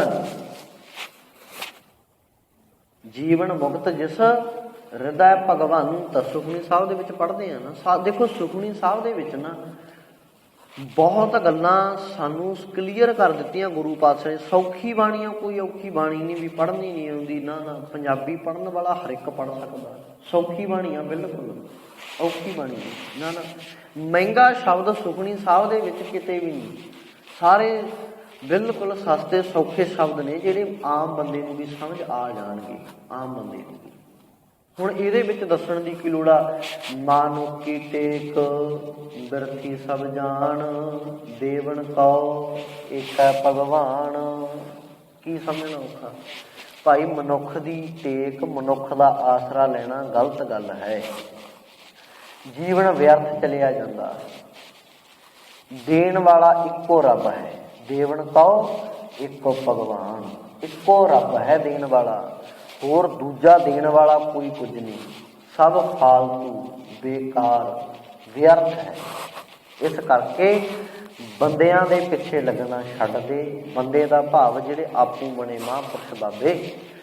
ਪਾਤਸ਼ਾਹ ਜੀ ਧੰਨ ਗੁਰੂ ਅਰਜਨ ਪਾਤਸ਼ਾਹ ਜੀ ਕਹਿ ਰਹੇ ਨੇ, ਅਸੀਂ ਬਾਣੀ ਪੜ੍ਹਦੇ ਹਾਂ ਨਾ, ਸੁਖਮਨੀ ਸਾਹਿਬ ਮਾਤਾਵਾਂ ਮੇਰੀਆਂ ਭੈਣਾਂ ਕਰਦੀਆਂ ਬਹੁਤ ਪਿਆਰ ਨਾਲ। ਜਦੋਂ ਪੜ੍ਹਦੇ ਹਾਂ ਨਾ ਧਿਆਨ ਇਕਾਗਰ ਰੱਖਿਆ ਕਰੋ। ਇੱਕ ਹੋਰ ਧਿਆਨ ਇਕਾਗਰ ਕਰਾ ਦੇਵਾਂ ਅੱਜ। ਅਰਦਾਸ ਦੇ ਵਿੱਚ ਜਦੋਂ ਪੜ੍ਹਦੇ ਹਾਂ ਨਾ ਆਪਾਂ, ਅਰਦਾਸ ਕਰਨ ਲੱਗੇ ਤੂੰ ਠਾਕੁਰ ਤੁਮ ਪਹਿ ਅਰਦਾਸ, ਉੱਥੇ ਵਿੱਚ ਤੂੰ ਸ਼ਬਦ ਆਉਂਦਾ, ਸੇ ਸ਼ਬਦ ਕਿਤੇ ਵੀ ਨਹੀਂ ਆਇਆ। ਅੱਜ ਧਿਆਨ ਰੱਖਿਓ ਜਦੋਂ ਪੜ੍ਹਾਂਗੇ, ਅੱਜ ਧਿਆਨ ਰੱਖਿਓ। ਜਦੋਂ ਧਿਆਨ ਰੱਖਾਂਗੇ ਨਾ ਫਿਰ ਸੁਰਤ ਜੁੜੂ ਪਰਮਾਤਮਾ ਨਾਲ। ਬਸ ਧਿਆਨ ਰੱਖਣਾ ਹੀ ਸੁਰਤ ਜੁੜਨਾ ਹੁੰਦਾ। ਬਹੁਤੇ ਬੰਦੇ, ਬਹੁਤੀਆਂ ਮਾਈਆਂ ਜਦੋਂ ਆਉਂਦਾ ਨਾ ਤੂੰ, ਤਾਂ ਉੱਥੇ ਸੇ ਪੜ੍ਹ ਦਿੰਦੀਆਂ ਨੇ ਨਾ, ਉੱਥੇ ਤੂੰ ਆ। ਇਹ ਅੱਜ ਧਿਆਨ ਰੱਖਿਓ। ਆਪਾਂ ਪੜ੍ਹਾਂਗੇ ਨਾ ਜਦੋਂ, ਫਿਰ ਧਿਆਨ ਵਿੱਚ ਆਊ। ਪਹਿਲਾਂ ਦੱਸ ਦਿੱਤਾ ਫਿਰ ਨਹੀਂ। ਬਸ ਤੇ ਸੇ ਦਾ ਧਿਆਨ ਰੱਖਿਓ। ਉੱਥੇ ਤੇ ਆਉਂਦਾ, ਸੇ ਨਹੀਂ ਆਉਂਦਾ। ਤੁਮ ਤੇ ਹੋਏ ਆਗਿਆਕਾਰੀ, ਉੱਥੇ ਸੇ ਨਹੀਂ ਹੈਗਾ, ਉੱਥੇ ਤੇ ਆ। ਸਤਿਗੁਰੂ ਜੀ ਕਹਿੰਦੇ ਮਿਲ ਸਾਧੂ ਸੰਗ ਉਧਾਰ ਹੋਏ। ਉਧਾਰ ਹੋ ਜਾਂਦਾ ਹੈ ਬੰਦਾ, ਮੁਕਤ ਹੋ ਜਾਂਦਾ ਹੈ। ਕਿਵੇਂ? ਮਿਲ ਸਾਧੂ ਸੰਗ। ਸਾਧੂ ਸੰਗ ਕੀ ਆ? ਮਿਲ ਕੇ ਸਾਧੂ ਸੰਗ ਨਾਲ। ਸੰਗ ਦਾ ਅਰਥ ਕੀ ਹੁੰਦਾ? ਇੱਕ ਵੱਡਾ ਸਾਰਾ ਟੋਲਾ ਸਾਧੂਆਂ ਦਾ।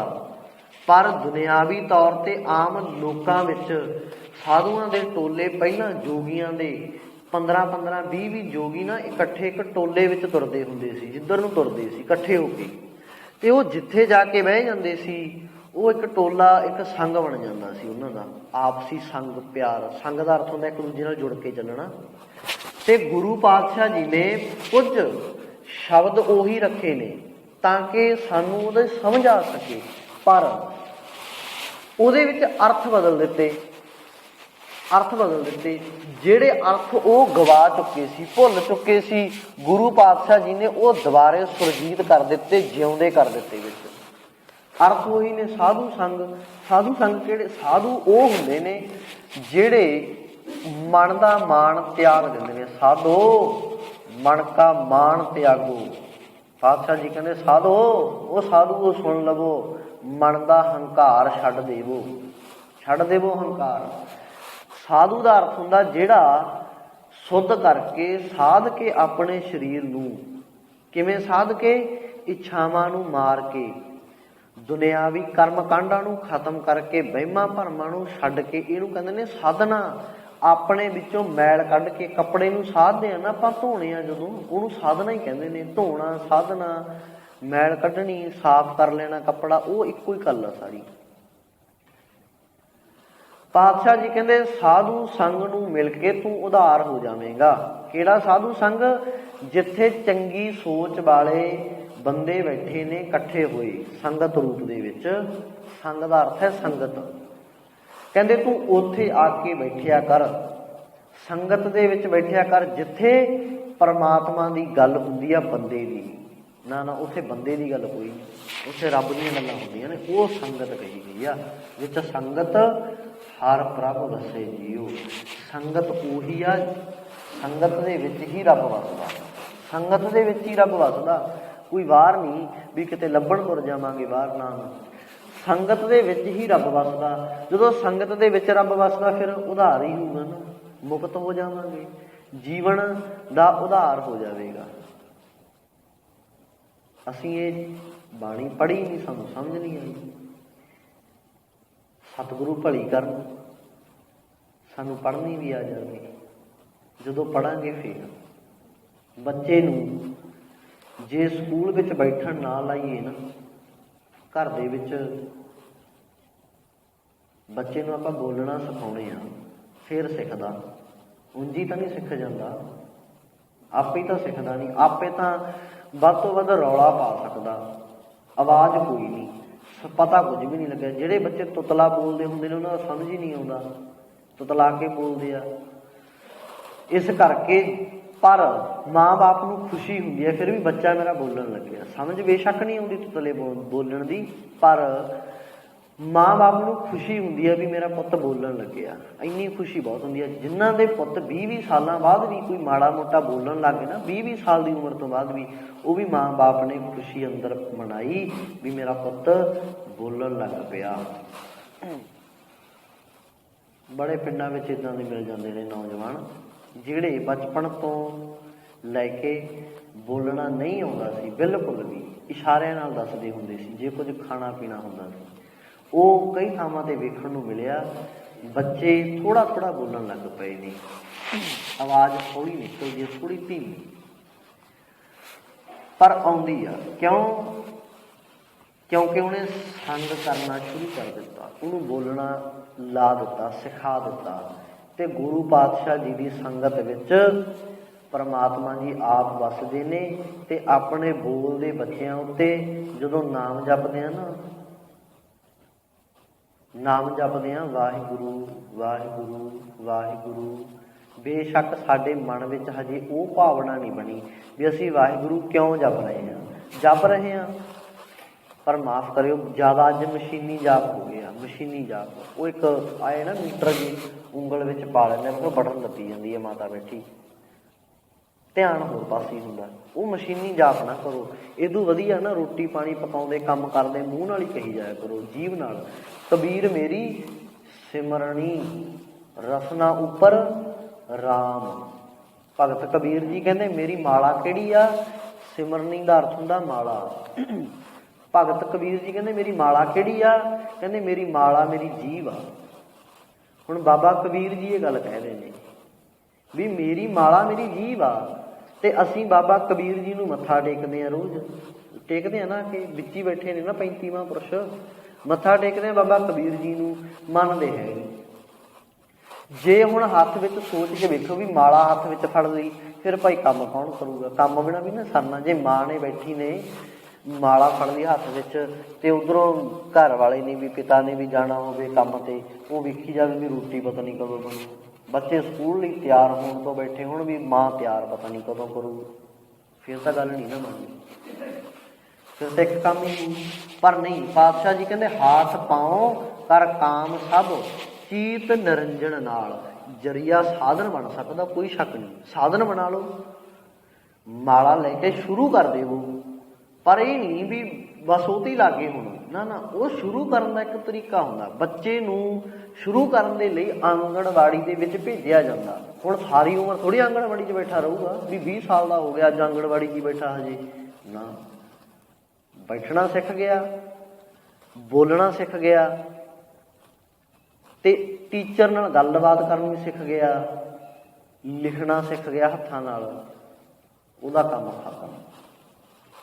ਫਿਰ ਅੱਗੇ ਜਾ ਕੇ 10ਵੀਂ ਤੱਕ ਤਾਂ ਲਿਖਦਾ, ਫਿਰ ਤਾਂ ਉਸ ਤੋਂ ਬਾਅਦ ਵਾਲੀਆਂ ਕਲਾਸਾਂ ਜਿਹੜੀਆਂ ਕਾਲਜ ਦੇ ਵਿੱਚ, ਉਹਦੇ ਵਿੱਚ ਤਾਂ ਲਿਖਦਾ ਤਾਂ ਸਿਰਫ ਪੇਪਰਾਂ ਵੇਲੇ ਹੀ ਆ, ਬਾਕੀ ਤਾਂ ਪੜ੍ਹਦਾ ਹੀ ਆ। ਫਿਰ ਨਹੀਂ ਲਿਖਦਾ, ਫਿਰ ਲਿਖਦਾ ਇਕੱਲਾ ਪੇਪਰਾਂ ਵੇਲੇ ਹੀ ਆ, ਫਿਰ ਤਾਂ ਬਾਕੀ ਸਾਰਾ ਪੜ੍ਹਦਾ ਹੀ ਆ। ਉਹਨੂੰ ਮਨ ਵਿੱਚ ਯਾਦ ਰੱਖਦਾ, ਦਿਮਾਗ ਵਿੱਚ ਵਸਾ ਕੇ ਰੱਖਦਾ।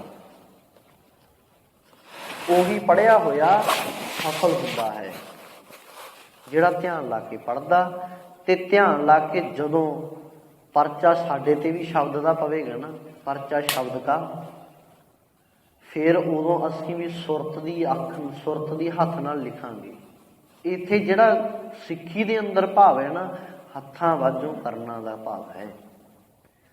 ਅੱਖੀਂ ਵਾਜੋਂ ਵੇਖਣਾ, ਬਿਨਾਂ ਹੱਥਾਂ ਕਰਨਾ, ਪੈਰਾਂ ਵਾਜੋਂ ਚੱਲਣਾ, ਇੱਥੇ ਇਹ ਕਰਨਾ ਹੈ। ਅੱਖਾਂ ਹੁੰਦੀਆਂ ਹੋਈਆਂ ਨੇ ਪਰ ਇਹਨਾਂ ਅੱਖਾਂ ਤੋਂ ਬਿਨਾਂ ਵੇਖਣਾ, ਉਹ ਰੱਬ ਦਾ ਦਿਦਾਰਾ। ਆਹ ਹੱਥਾਂ ਨਾਲ ਨਹੀਂ, ਉਹ ਸੁਰਤ ਦੇ ਹੱਥ ਬਣਨਗੇ ਜਿਹਦੇ ਵਿੱਚ ਪਰਮਾਤਮਾ ਦੀ ਸੇਵਾ ਕਰਾਂਗੇ। ਇਹਨਾਂ ਹੱਥਾਂ ਨਾਲ ਨਹੀਂ ਵੀ ਆ ਕੇ ਅਸੀਂ ਲੱਤਾਂ ਘੁੱਟ ਲਈਆਂ ਜਾਂ ਪੀੜਾ ਸਾਹਿਬ ਦੇ ਪਲੰਗ ਪਾਵੇ ਘੁੱਟ ਲਏ, ਨਹੀਂ, ਮਾਫ਼ ਕਰਿਓ, ਉੱਥੇ ਇਹਨਾਂ ਹੱਥਾਂ ਨਾਲ ਸੇਵਾ ਦੀ ਗੱਲ ਨਹੀਂ। ਮੇਰੇ ਪਾਤਸ਼ਾਹ ਜੀ ਕਹਿੰਦੇ ਉੱਥੇ ਤਾਂ ਬਿਨਾਂ ਹੱਥਾਂ ਕਰਨਾ, ਹੱਥਾਂ ਤੋਂ ਕਰਨੀ ਸੇਵਾ ਪਰ ਹੱਥਾਂ ਤੋਂ ਬਿਨਾਂ ਕਰਨੀ ਹੈ। ਉਹ ਕਿਵੇਂ ਹੋਊ? ਉਹ ਸੁਰਤ ਦੇ ਨਾਲ ਹੋਊ। ਜਦੋਂ ਸਾਡਾ ਮਨ ਜੁੜ ਗਿਆ, ਮਨ ਸੇਵਾ ਕਰੇਗਾ ਪਰਮਾਤਮਾ ਦੀ, ਸਿੱਧੀ ਸੇਵਾ ਕਰੇਗਾ ਮਨ। ਸਰੀਰ ਸਾਧਨ ਇਹਨੂੰ ਵਰਤ ਲਈਏ। ਦੇਹ ਤੇਜਣ ਜੀ ਰਾਮ ਉਪਾਈਆ ਰਾਮ, ਇਹ ਦੇਹ ਘੋੜੀ ਆ। ਆਪਾਂ ਚੜ੍ਹ ਕੇ ਜਾਂਦੇ ਹਾਂ ਨਾ ਘੋੜੀ ਤੇ, ਗੱਡੀ ਅੱਜ ਦੇ ਸਮੇਂ 'ਚ ਗੱਡੀ ਕਹਿ ਲਈਏ ਵੀ ਗੱਡੀ ਤੇ ਚੜ੍ਹ ਕੇ ਇਹਨੇ, ਗੱਡੀ ਸਾਧਨਾ ਜਾਣ ਦਾ। ਹੁਣ ਇਹ ਥੋੜ੍ਹੀ ਆ ਵੀ ਸਾਰਾ ਦਿਨ ਗੱਡੀ 'ਤੇ ਚੜ੍ਹੇ ਰਹਾਂਗੇ, ਉਹ ਤਾਂ ਮੰਜ਼ਿਲ ਤੱਕ ਪਹੁੰਚਣ ਦਾ ਸਾਧਨ ਆ। ਮੈਂ ਚੱਲ ਕੇ ਆਇਆ ਗੱਡੀ ਤੇ, ਇੱਥੇ ਤੁਹਾਡੇ ਕੋਲ ਆ ਕੇ ਹੁਣ ਗੱਡੀ 'ਚ ਥੋੜ੍ਹੀ ਬੈਠਾ ਰਹਿੰਦਾ ਮੈਂ, ਇਹ ਵੀ ਗਲਤ ਆ ਨਾ ਗੱਲ। ਸਾਧਨ ਹੈ, ਸਾਧਨ ਪਰਮਾਤਮਾ ਜੀ ਨੇ ਸਾਨੂੰ ਸਾਧਨ ਦਿੱਤਾ ਆਤਮਾ ਨੂੰ, ਵੀ ਤੇਰਾ ਸਫ਼ਰ ਹੈ ਮਨੁੱਖਾ ਜਨਮ ਦਾ, ਇਸ ਨੂੰ ਪਾਰ ਕਰਕੇ ਤੂੰ ਆਉਣਾ ਹੈ। ਇਹ ਵੀ ਚੇਤਾ ਰੱਖੀ, ਜਿਹੜੀ ਦੇਹ ਆ ਨਾ ਇਹ ਤੇਰੀ ਘੋੜੀ ਆ, ਇਹਨੂੰ ਬਾਕੀ ਜਿਹੜੀਆਂ ਘੋੜੀਆਂ ਨੇ ਸੰਗਤ ਰੂਪੀ, ਦੇਹ ਰੂਪੀ, ਦੇਹ ਨੂੰ ਤੇਜਨ ਕਿਹਾ, ਗੁਰਬਾਣੀ ਨੇ ਕਿਹਾ। ਇਹ ਨਾ ਕਿਤੇ ਮਨ ਵਿੱਚ ਭਾਵ ਕਰ ਲਿਓ ਵੀ ਪਤਾ ਨਹੀਂ ਸਾਨੂੰ ਜਾਣਵਰੀ, ਨਾ, ਗੁਰਬਾਣੀ ਦੇ ਵਿੱਚ ਲਿਖਿਆ ਹੋਇਆ ਦੇਹ ਤੇਜਨ ਜੀ ਰਾਮ ਉਪਾਈਆ ਰਾਮ। ਇਹ ਪਰਮਾਤਮਾ ਜੀ ਨੇ ਦੇਹ ਰੂਪੀ ਘੋੜੀ ਪੈਦਾ ਕੀਤੀ ਆ ਜੀਵ ਆਤਮਾ ਦੇ ਸਫ਼ਰ ਲਈ। ਕਿਉਂ? ਮਿਲ ਜਗਦੀਸ਼ ਮਿਲਣ ਕੀ ਵਰੀਆ, ਇਹ ਵਾਰੀ ਆ ਮਿਲਣ ਦੀ। ਇਹ ਦੇਹ ਰੂਪੀ ਸਾਧਨ ਹੈ ਤੇ ਇਸ ਦੇਹ ਨੂੰ ਲੈ ਕੇ ਕਿੱਥੇ ਆਉਣਾ? ਗੁਰੂ ਦੇ ਦਰ ਤੇ ਲੈ ਕੇ ਆਉਣਾ, ਤਾਂ ਕਿ ਉੱਥੇ ਬਹਿ ਕੇ ਇਹ ਗੁਣ ਸਿੱਖ ਸਕੇ, ਗੁਣ ਸਿੱਖ ਸਕੇ। ਜਾਏ ਹੋਂ ਜਾਏ ਪੁੱਛਾਂ ਸੁਹਾਗਣੀ, ਤੂੰ ਰਾਵਿਆ ਕਿੰਨੀ ਗੁਣੀ। ਤੇ ਇੱਥੇ ਭਾਵ ਹੈ, ਪਾਤਸ਼ਾਹ ਜੀ ਕਹਿੰਦੇ ਵੀ ਮੈਂ ਸੁਹਾਗਣਾ ਤੋਂ ਜਾ ਕੇ ਪੁੱਛਾਂ ਤੂੰ ਪਰਿਵਾਰ ਨੂੰ ਕਿਵੇਂ ਸੰਭਾਲ ਕੇ ਰੱਖਿਆ ਹੋਇਆ ਹੈ, ਤੂੰ ਪਤੀ ਦੇ ਪਿਆਰ ਵਿੱਚ ਕਿਵੇਂ ਹੈ, ਤੂੰ ਆਪਣੇ ਬੱਚਿਆਂ ਦੇ ਨਾਲ ਪਿਆਰਕ ਸਾਂਝ ਕਿਵੇਂ ਬਣਾ ਕੇ ਰੱਖੀ ਹੋਈ ਹੈ। ਕਹਿੰਦੇ ਸੁਹਾਗਣਾ ਨੂੰ ਜਾ ਕੇ ਪੁੱਛਣਾ ਚਾਹੀਦਾ ਵੀ ਤੂੰ ਇੰਨਾ ਵਧੀਆ ਆਪਣਾ ਪਰਿਵਾਰ ਪਾਲਿਆ ਹੈ, ਅੱਜ ਤੱਕ ਤੂੰ ਘਰ ਗ੍ਰਸਤੀ ਜੀਵਨ ਨਿਭਾਇਆ ਹੈ, ਬਤੀਤ ਕਰ ਲਿਆ, ਮੈਨੂੰ ਵੀ ਦੱਸ, ਮੈਂ ਅੱਜ ਵਿਆਹੁਣ ਦੇ ਯੋਗ ਹਾਂ, ਮੇਰਾ ਅੱਜ ਨਹੀਂ ਕੱਲ੍ਹ ਨੂੰ ਵਿਆਹ ਕਰ ਦੇਣਾ ਮਾਪਿਆਂ ਨੇ, ਵੀ ਮੈਂ ਕਿਹੜੇ ਅੰਦਰ ਗੁਣ ਪੈਦਾ ਕਰਾਂ ਤਾਂ ਕਿ ਮੈਂ ਆਪਣੇ ਸਹੁਰੇ ਘਰ ਜਾ ਕੇ ਸਹੁਰਾ ਨਾ ਵੇਖਾਂ, ਆਪਣਾ ਬਾਪ ਵੇਖਾਂ। ਮੈਂ ਸੱਸ ਦੇ ਵਿੱਚੋਂ ਸਾਸੀ ਨਾ ਲੱਭੀ ਜਾਵਾਂ, ਨਾ, ਮੈਂ ਆਪਣੀ ਸੱਸ ਦੇ ਵਿੱਚੋਂ ਮਾਂ ਵੇਖਾਂ। ਇਹ ਹੁੰਦੇ ਆ ਗੁਣ ਸੁਹਾਗਣ ਵਾਲੇ। ਤੇ ਇੱਥੇ ਵੀ ਇਹੀ ਆ, ਦੁਨਿਆਵੀ ਤੌਰ ਤੇ ਵੀ, ਅਧਿਆਤਮਿਕ ਤੌਰ ਤੇ ਵੀ। ਪਾਤਸ਼ਾਹ ਜੀ ਕਹਿੰਦੇ ਸੁਹਾਗਣਾ ਕੋਲੇ ਆ ਕੇ ਬੈਠਿਆ ਕਰ, ਜਿਨ੍ਹਾਂ ਨੇ ਪਤੀ ਪਰਮਾਤਮਾ ਦੇ ਪਿਆਰ ਨੂੰ ਪਾ ਲਿਆ ਹੈ, ਪਾ ਰਹੇ ਨੇ, ਉਹਨਾਂ ਵਿੱਚ ਆ ਕੇ ਸਿੱਖ। ਜਿਹੜੇ ਪਤੀ ਪਰਮਾਤਮਾ ਦੇ ਗ੍ਰਹਿ, ਨਿਜ ਗ੍ਰਹਿ ਦੇ ਵਿੱਚ ਪਹੁੰਚਣ ਵਾਲੇ ਨੇ, ਉੱਥੇ ਸੇਵਾ ਕਰ ਰਹੇ ਨੇ ਸੁਰਤ ਦੇ ਨਾਲ, ਤੇ ਇੱਕ ਦਿਨ ਸਰੀਰ ਜਿਹੜਾ ਇੱਥੇ ਰਹਿ ਜਾਣਾ, ਆਤਮਾ ਨੇ ਨਿਜ ਘਰ ਵਿੱਚ ਪਹੁੰਚ ਜਾਣਾ ਹੈ। ਤੂੰ ਸਿੱਖ ਲੈ ਆ ਕੇ ਇਹ ਪੇਕਾ ਘਰ ਹਰ ਇੱਕ ਧੀ ਨੇ ਛੱਡ ਕੇ ਜਾਣਾ। ਸੰਸਾਰ ਮਨੁੱਖ ਦੇ ਲਈ ਪੇਕਾ ਘਰ ਹੈ, ਜੀਵ ਆਤਮਾ ਦੇ ਲਈ ਨਿਜ ਘਰ ਜਾਣਾ ਹੀ ਜਾਣਾ ਹੈ, ਕੋਈ ਸ਼ੱਕ ਨਹੀਂ, ਜਾਣਾ ਹੀ ਜਾਣਾ ਹੈ ਨਿਜ। ਦੂਸਰੀ ਗੱਲ, ਕਰਮ ਜਿਹੜੇ ਨੇ ਇਹ ਆਪਣੇ ਨੇ, ਇਹਨਾਂ ਕਰਮਾਂ ਦੇ ਮੁਤਾਬਕ ਹੀ ਤੈਨੂੰ ਸਹੁਰੇ ਘਰ ਵਿੱਚ ਵਾਸ ਮਿਲੇਗਾ।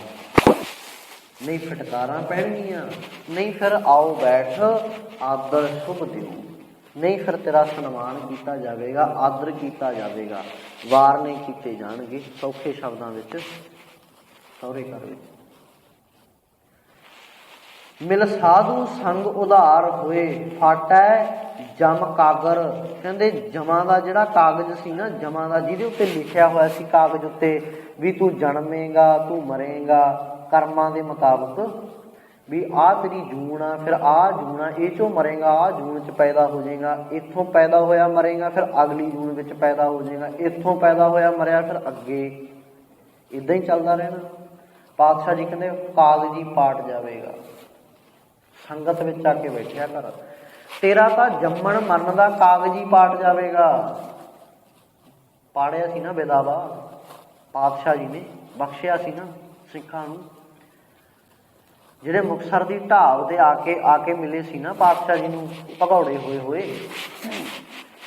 ਉਹ ਜਦੋਂ ਮਿਲੇ ਸੀ ਤਾਂ ਗੁਰੂ ਪਾਤਸ਼ਾਹ ਜੀ ਨੇ ਵਿਦਾਵਾ ਪਾੜਿਆ ਸੀ। ਪਾੜਦਾ ਸਤਿਗੁਰੂ, ਵਾਕਈ ਪਾੜਦਾ ਵਿਦਾਵਾ। ਆਓ ਤਾਂ ਸਹੀ, ਬਖਸ਼ਾਓ ਤਾਂ ਸਹੀ ਆਪਣੇ ਆਪ ਨੂੰ ਆ ਕੇ। ਪਾਤਸ਼ਾਹ ਭੁੱਲ ਹੋ ਗਈ, ਗਲਤੀ ਹੋ ਗਈ, ਬੜੇ ਧੱਕੇ ਖਾ ਲਏ ਅੱਜ ਤੋਂ ਬਾਅਦ। ਚਾਹੇ ਮੈਂ ਚੰਗਾ ਚਾਹੇ ਮਾੜਾ, ਪਾਤਸ਼ਾਹ ਤੇਰੇ ਦਰ ਉੱਤੇ ਬਹਿ ਗਿਆ ਅੱਜ, ਬਸ ਮੈਂ ਜੋ ਮਰਜ਼ੀ ਹੋ ਜਾਵੇ, ਮੇਰੇ ਉੱਤੇ ਭੈੜੀ ਤੋਂ ਭੈੜੀ ਮਾਰ ਪੈ ਜਾਵੇ, ਜੋ ਮਰਜ਼ੀ ਸਰੀਰ ਵੱਢਿਆ ਜਾਵੇ, ਕੱਟਿਆ ਜਾਵੇ, ਜੋ ਮਰਜ਼ੀ ਹੋ ਜਾਵੇ, ਕੋਈ ਅੱਗ ਲਾ ਕੇ ਫੂਕ ਦੇਵੇ ਸਰੀਰ ਨੂੰ, ਪਰ ਤੇਰੇ ਦਰ ਤੋਂ ਨਹੀਂ ਹਿੱਲਾਂਗਾ। ਐਡੀ ਪਰਪੱਕਤਾ ਚਾਹੀਦੀ ਆ, ਫੇਰ ਗੱਲ ਬਣਨੀ, ਫੇਰ ਹੀ ਗੱਲ ਬਣਨੀ। ਸਤਿਗੁਰੂ ਦਾ ਕਾਗਜ਼ ਪਾੜ ਦੇਣਗੇ ਜਮਾਂ ਦੇ, ਦੁੱਖਾਂ ਦੇ, ਕਲੇਸ਼ਾਂ ਦੇ, ਰਹਿਣਾ ਹੀ ਕੁਝ ਨਹੀਂ। ਫਿਰ ਸਦਾ ਸੁੱਖ ਵਸੂ ਅੰਦਰ। ਸੁੱਖ ਦੀ ਗੱਲ ਚੱਲੀ ਸੀ ਨਾ ਆਪਣੇ ਵਿੱਚ। ਸੁੱਖ ਕੱਲਾ ਇਹ ਨਹੀਂ ਵੀ ਸੁੱਖ ਕੁਝ ਸਮੇਂ ਲਈ ਆ ਗਿਆ, ਸੁੱਖ ਚਲਿਆ ਗਿਆ, ਨਾ ਨਾ। ਪਾਤਸ਼ਾਹ ਜੀ ਕਹਿੰਦੇ ਤੂੰ ਆਨੰਦ ਵਿੱਚ ਰਹਿਣਾ, ਸਦੀਵੀ ਆਨੰਦ ਵਿੱਚ। ਤੂੰ ਸੁੱਖ ਦੀ ਗੱਲ ਹੀ ਛੱਡ ਦੇ, ਤੈਨੂੰ ਸੁੱਖ ਤੋਂ ਉੱਪਰਲੀ ਡਿਗਰੀ ਦੇ ਦੇਵਾਂਗਾ, ਆਨੰਦ ਵਿੱਚ ਰਹਿ ਤੂੰ। ਤੈਨੂੰ ਸੁੱਖ ਬਾਰੇ ਸੋਚਣ ਦੀ ਲੋੜ ਨਹੀਂ, ਤੂੰ ਆਨੰਦ ਵਿੱਚ ਰਹਿਣ ਲੱਗ ਪਿਆ, ਫਿਰ ਤਾਂ ਇੱਥੇ ਤੈਨੂੰ ਪਤਾ ਲੱਗ ਜਾਵੇਗਾ, ਪਤਾ ਲੱਗ ਜਾਵੇਗਾ ਕਿ ਜੰਮਣ ਮਰਨਾ ਹੁਕਮ ਹੈ, ਭਾਣੇ ਆਵੇ ਜਾਏ। ਫਿਰ ਤੈਨੂੰ ਪਤਾ ਲੱਗ ਜਾਵੇਗਾ ਤੂੰ ਜੰਮਿਆ ਵੀ ਭਾਣੇ ਵਿੱਚ ਆ, ਤੂੰ ਜੰਮਿਆ ਵੀ ਭਾਣੇ ਵਿੱਚ ਆ, ਤੈਨੂੰ ਪਤਾ ਲੱਗ ਜਾਏ। ਫਿਰ ਕੱਲਾ ਮਰਨ ਵਿੱਚ ਭਾਣਾ ਨਹੀਂ। ਆਮ ਕਿਸੇ ਨੂੰ ਕਹਿ ਦੇਣਾ ਵੀ ਬੱਚਾ ਕਿਸੇ ਦੇ ਘਰੇ ਜਨਮਿਆ ਵੀ ਭਾਈ ਸਤਿਗੁਰੂ ਦਾ ਭਾਣਾ, ਉਹ ਗੁੱਸਾ ਕਰੇਗਾ ਵੀ ਲੈ ਇਹਦੇ ਵਿੱਚ ਕੀ ਭਾਣੇ ਵਾਲੀ ਗੱਲ ਹੋਊਗੀ, ਵੀ ਮਰੇ ਤੇ ਤਾਂ ਭਾਣਾ ਕਹਿੰਦੇ ਹੁੰਦੇ ਨੇ, ਜੰਮੇ ਤੇ ਥੋੜੀ ਨਾ। ਗੁਰਬਾਣੀ ਕਹਿੰਦੀ ਭਾਣੇ ਆਵੇ ਜਾਏ, ਸਤਿਗੁਰੂ ਦੇ ਭਾਣੇ ਦੇ ਵਿੱਚ ਹੀ ਬੰਦਾ ਆਉਂਦਾ ਹੈ, ਸਤਿਗੁਰੂ ਦੇ ਭਾਣੇ ਵਿੱਚ ਹੀ ਬੰਦਾ ਇੱਥੋਂ ਚਲਿਆ ਜਾਂਦਾ। ਆਨੰਦ ਸਾਹਿਬ ਦੇ ਵਿੱਚ ਵੀ ਪੜ੍ਹਦੇ ਆ, ਉੱਥੇ ਭਾਣਾ ਹੋਇਆ ਤਾਂ ਤੂੰ ਜੰਮਿਆ, ਪਰਿਵਾਰ ਭਲਾ ਪਾਇਆ। ਕਹਿੰਦੇ ਪਰਿਵਾਰ ਭਲਾ ਤੈਨੂੰ ਮਿਲ ਗਿਆ, ਭਾਣੇ ਵਿੱਚ ਹੀ ਜੰਮਿਆ ਸੀ। ਜਦੋਂ ਭਾਣਾ ਅੰਦਰ ਆ ਗਿਆ, ਭਾਣੇ ਨੂੰ ਮੰਨਣ ਲੱਗ ਪਏ, ਸਤਿਗੁਰੂ ਦੀ ਰਜ਼ਾ ਨੂੰ ਮੰਨਣ ਲੱਗ ਪਏ, ਹੁਕਮ ਰਜਾਈ ਚੱਲਣਾ, ਨਾਨਕ ਲਿਖਿਆ ਨਾ। ਫਿਰ ਗੱਲ ਬਣ ਜਾਣੀ ਆ। ਫਿਰ ਕਾਗਜ਼ ਜਿਹੜੇ ਨੇ ਜਮਾਂ ਦੇ ਪਾਟ ਜਾਣੇ ਨੇ। ਜਨਮ ਪਦਾਰਥ ਜੀਤੀ ਹੈ। ਫਿਰ ਜਨਮ ਪਦਾਰਥ ਜਿਹੜਾ ਮਿਲਿਆ ਨਾ, ਇਹ ਜਨਮ ਰੂਪੀ ਪਦਾਰਥ, ਇਹਨੂੰ ਕਹਿੰਦੇ ਜਿੱਤ ਕੇ ਚਲਿਆ ਜਾਵੇਗਾ, ਜਿੱਤ ਜਾਵੇਗਾ। ਬਹੁਤੇ ਹਾਰ ਕੇ ਜਾਂਦੇ, ਚੇਤਾ ਰੱਖਿਓ, ਬਹੁਤੇ ਹਾਰ ਕੇ ਜਾਂਦੇ ਨੇ, ਇੱਥੇ ਗੁਰਮੁਖ ਜਿੱਤ ਕੇ ਜਾਂਦੇ ਨੇ। ਮਨਮੁਖ ਨੇ ਜਿਹੜੇ ਮਨ ਮਰਜ਼ੀਆਂ ਕਰਕੇ ਚੱਲਦੇ, ਉਹ ਜੀਵਨ ਰੂਪੀ ਪਦਾਰਥ ਹਾਰ ਕੇ ਚਲੇ ਜਾਂਦੇ ਨੇ, ਹਾਰ ਜਾਂਦੇ ਨੇ ਉਹ। ਗੁਰਮੁਖ ਲਾਹਾ ਲੈ ਗਏ, ਸ਼੍ਰੀ ਰਾਗ ਦੇ ਵਿੱਚ ਪੜ੍ਹਦੇ ਹਾਂ, ਗੁਰਮੁਖ ਲਾਹਾ ਲੈ ਗਏ, ਮਨਮੁਖ ਚੱਲੇ ਮੂਲ ਗਵਾਏ ਜੀਓ। ਗੁਰਮੁਖ ਲਾਹਾ ਖੱਟ ਕੇ ਚਲੇ ਗਏ, ਮਨ ਮੁਖ ਜਿਹੜਾ ਮੂਲ ਦਿੱਤਾ ਸੀ ਉਹਨਾਂ ਨੂੰ ਉਹ ਵੀ ਗਵਾ ਕੇ ਚਲੇ ਗਏ। ਬੱਚੇ ਨੂੰ 100 ਰੁਪਇਆ ਦੇ ਦਈਏ ਨਾ ਵੀ ਆਹ ਲੈ। ਹੁਣ ਬੱਚੇ ਨੂੰ ਭੇਜਿਆ ਤਾਂ ਸਮਾਨ ਲੈਣ ਘਰੋਂ, ਮਾਂ ਨੇ ਵੀ 100 ਰੁਪਇਆ ਲੈ ਜਾ, ਲੈ ਤੂੰ ਚਾਹ ਖੰਡ ਲਿਆ।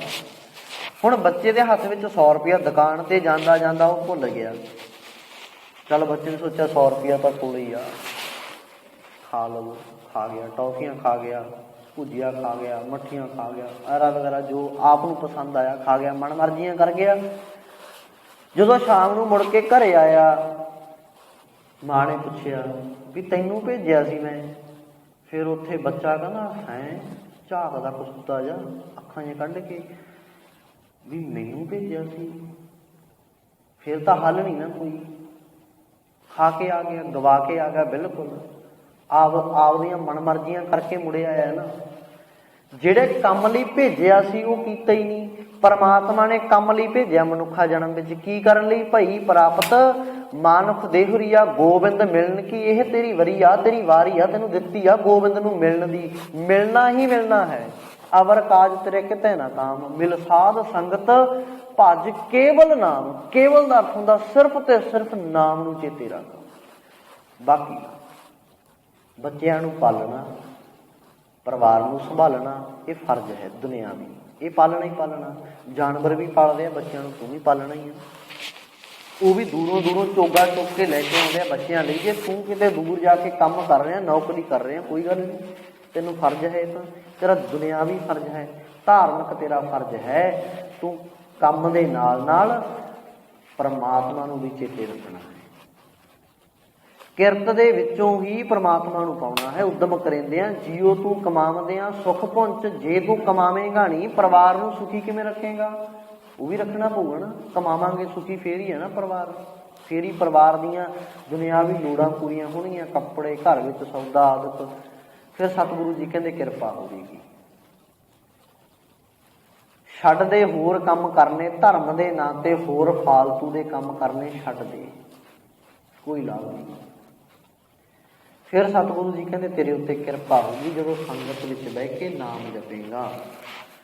ਜਨਮ ਪਦਾਰਥ ਜੀਤੀ ਹੈ, ਏਦਾਂ ਜਨਮ ਪਦਾਰਥ ਜਿੱਤਿਆ ਜਾਂਦਾ ਹੈ। ਹੁਣ ਜਿਵੇਂ ਉਹ ਬੱਚਾ 100 ਰੁਪਈਆ ਮਨ ਮਰਜ਼ੀਆਂ ਕਰਕੇ ਖਾ ਕੇ ਆ ਗਿਆ, ਇੱਥੇ ਤੂੰ ਵੀ ਮਨ ਮਰਜ਼ੀਆਂ ਕਰਕੇ ਮਰ ਕੇ ਚਲਿਆ ਗਿਆ ਦਰਬਾਰ ਵਿੱਚ, ਸਤਿਗੁਰੂ ਦੀ ਦਰਗਾਹ ਦੇ ਵਿੱਚ।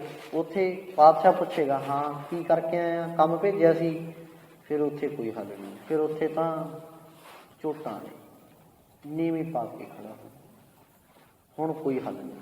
ਪਾਤਸ਼ਾਹ ਜੀ ਕਹਿਣਗੇ ਚੱਲ ਦੁਬਾਰੇ ਫਿਰ ਜਮਾਂ ਦੇ ਗੇੜ ਵਿੱਚ, ਜਨਮ ਤਾਂ ਜਨਮੰ ਤਾਂ ਮਰਨ, ਜਨਮ ਮਰਨ ਵਾਰ ਵਾਰ। ਫਿਰ ਪਤਾ ਨਹੀਂ ਕਦੋਂ ਪਾਤਸ਼ਾਹ ਜੀ ਕਿਰਪਾ ਕਰਨਗੇ, ਕਦੋਂ ਵਾਰੀ ਆਊਗੀ, ਕਦੋਂ ਵਾਰੀ ਆਊਗੀ ਵੀ ਚੱਲ ਆ ਜਾ ਤੇਰੀ ਵਾਰੀ ਦੁਬਾਰੇ ਆ ਗਈ, ਤੈਨੂੰ ਮਨੁੱਖਾ ਜਨਮ ਦੇ ਰਿਹਾ, ਅੱਗੇ ਵਾਲੀ ਗਲਤੀ ਮੁੜ ਕੇ ਨਾ ਕਰੀ। ਤਾੜਨਾ ਕਰਦੇ ਆ ਨਾ ਬੱਚੇ ਨੂੰ ਜੋ ਦੁਬਾਰੇ ਭੇਜਦੇ ਆ 5-7 ਦਿਨਾਂ ਬਾਅਦੋਂ, ਫਿਰ ਇੱਥੇ ਪਤਾ ਨਹੀਂ 5000 ਸਾਲ ਲੰਘਣਗੇ ਕਿ 5 ਲੱਖ ਸਾਲ ਲੰਘਣਗੇ।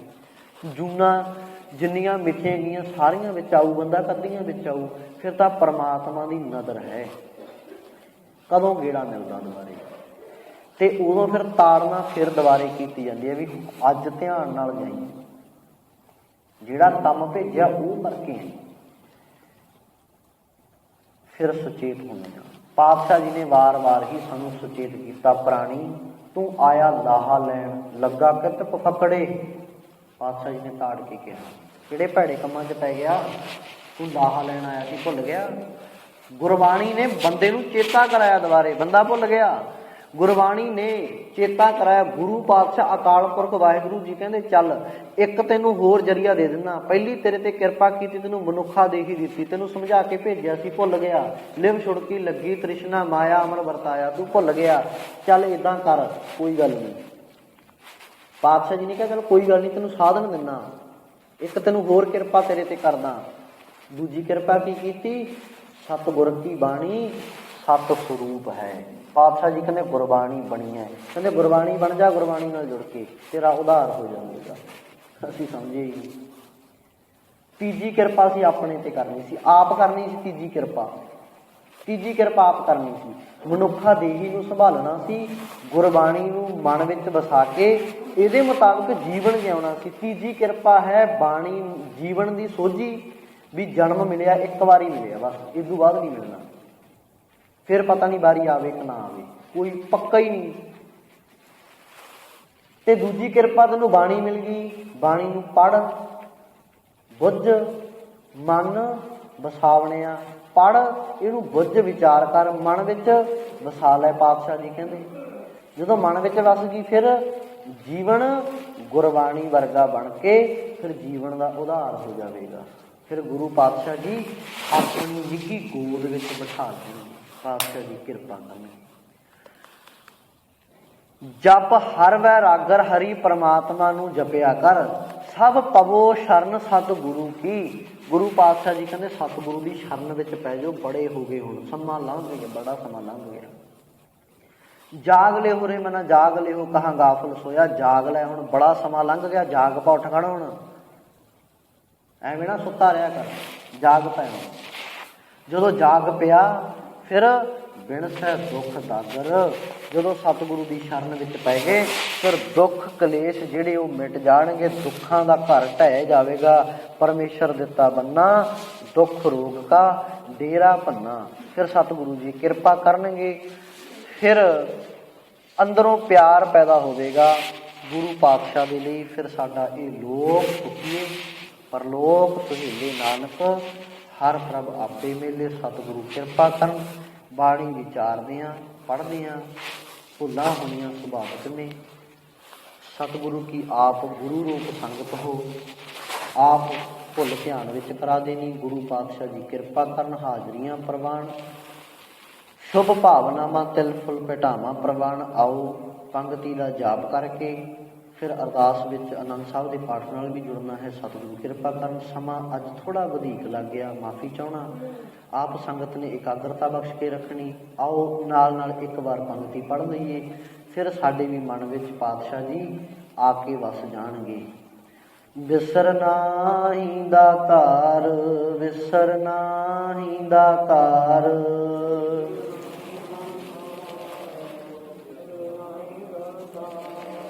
ਆਪਣਾ ਨਾਮ ਦੇਹੋ, ਆਪਣਾ ਨਾਮ ਦੇਹੋ। ਪੜੋ ਜੀ, ਪੜੋ ਸਾਰੇ। ਗੁਣ ਗਾਵਾਂ ਦਿਨ ਰਾਤ, ਗੁਣ ਗਾਵਾਂ ਦਿਨ ਰਾਤ। ਵਾਹ ਜੀ ਵਾਹ।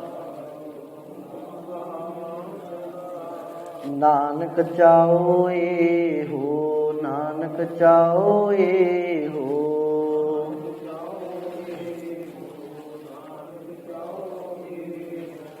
ਵਾਹਿਗੁਰੂ ਵਾਹਿਗੁਰੂ ਵਾਹਿਗੁਰੂ ਵਾਹਿਗੁਰੂ ਵਾਹਿਗੁਰੂ।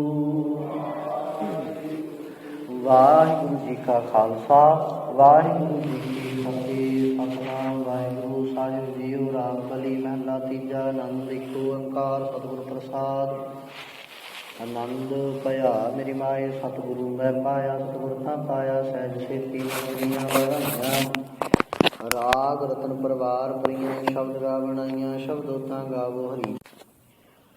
ਹਰ ਇੱਕ ਦੇ ਮਨ ਦੇ ਵਿੱਚ ਇੱਛਾ ਤਾਂ ਹੁੰਦੀ ਆ, ਅੰਦਰ ਆਸ਼ਾ ਤਾਂ ਜਨਮ ਲੈਂਦੀ ਹੀ ਲੈਂਦੀ ਆ। ਅੰਦਰ ਚਾਹਨਾ ਤਾਂ ਹੁੰਦੀ ਆ ਵੀ ਆਹ ਚੀਜ਼ ਅੱਜ ਜਾ ਕੇ ਮੰਗਣੀ ਆ। ਕੋਈ ਸ਼ੱਕ ਨਹੀਂ, ਸਾਰੇ ਮੰਗਦੇ।